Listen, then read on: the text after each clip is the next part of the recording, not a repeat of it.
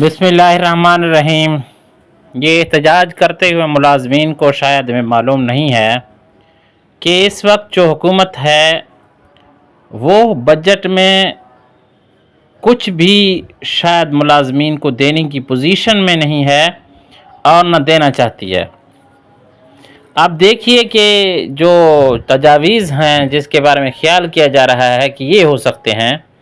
تنخواہوں میں scale number 1 سے اسکیل نمبر 16 تک 15 سے 20% تک اضافہ، کنوینس الاؤنس میں اضافہ، میڈیکل الاؤنس میں اضافہ۔ جہاں تک میرے معلومات ہیں، میرے ذرائع ہیں، ان کے مطابق تمام ملازمین گریڈ 1 سے لے کر گریڈ 22 تک کے ملازمین، 21 تک کے ملازمین کے لیے جو تنخواہوں میں اضافہ ہے وہ 7% ہے، اور ساتھ ساتھ جو پینشنر ہیں ان کی پینشن میں اضافہ بھی 7% ہے۔ یعنی پینشن اور تنخواہوں میں اضافہ برابری کی صورت میں کیا جائے گا۔ اسی طرح جہاں تک ٹیکس ریلیف کی بات ہے، وہاں سے کوئی 500-600 پر منتھ ٹیکس ریلیف ہر ملازمین کے حصے میں شاید آ جائے، اور اس کے لیے جو سلیب بنائے جا رہے ہیں، نچلے طبقے کو ٹیکس ریلیف دے کے جو 2 لاکھ سے اوپر آمدنی والے ہیں ان سے وہ جو ریلیف ہے وہ ان سے واپس لی جائے گی۔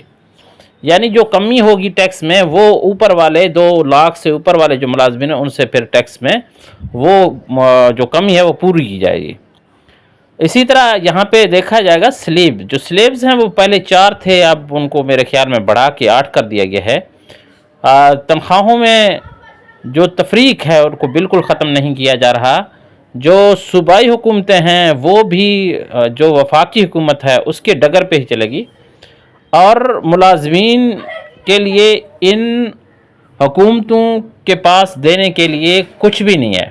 اور صرف اگر اضافہ کرنا ہے تو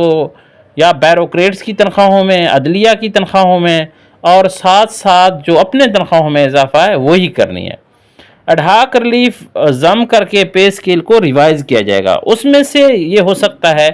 کہ 1 یا 2 اڈہاک ریلیف جو ہیں وہ ضم کیے جائیں گے، ایک اڈہاک ریلیف ضم کر کے دوسرا اڈہاک ریلیف دے دیا جائے گا۔ ملازمین کو چاہیے کہ وہ یکجہتی کا مظاہرہ کرتے، لیکن ملازمین بھی کمپرومائزڈ ہیں، کچھ حکومت کے ساتھ ہیں، کچھ پھر پروٹیسٹ کر رہے ہیں،